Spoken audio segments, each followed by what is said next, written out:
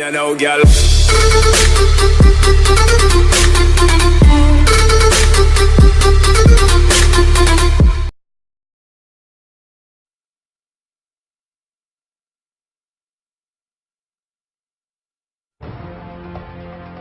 Though the word judo literally means the gentle way, watching these guys, it seems anything but.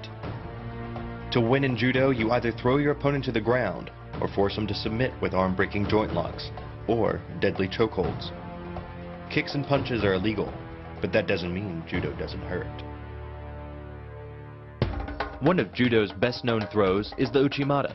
To execute it, a judoka grabs an opponent and pulls, off-balancing him and giving him a forward momentum. Then, he twists his hips and inserts his thigh beneath his opponent's center of gravity. His hip now becomes a fulcrum and his leg a lever, just like a crowbar. The trick is having your leg in just the right place. It's just physics. If you're just an inch off the placement of your thigh and hip, the amount of energy needed to throw an opponent can more than double.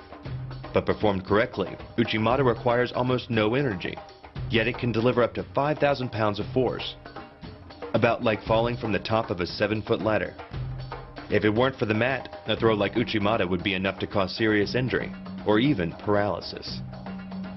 Getting dominant position is critical to securing the okuri-iri-jimi choke in judo.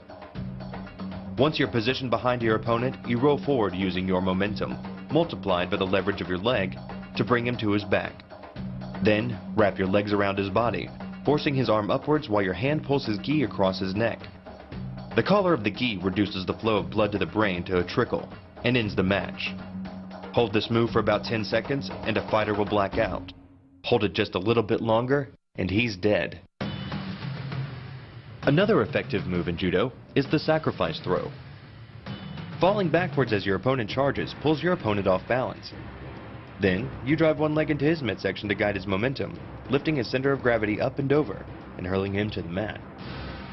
The sacrifice throw is a simple lesson in the conservation of energy.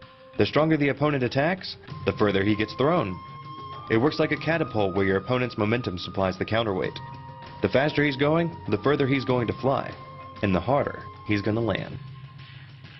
There are lots of ways to get your opponent into position for the jujigatame armbar, but the most dynamic is to grab both his wrists and fall backward.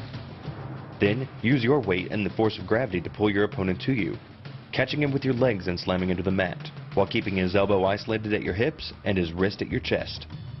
By bending the elbow across the fulcrum of your hips, you're subjecting the weak joint to the leverage of two strong forces, the pull of your thighs on his shoulder and your hands on his wrist.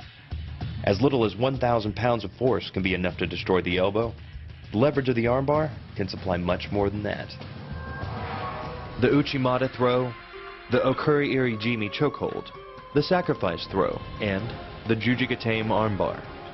These are the moves of a judo human weapon.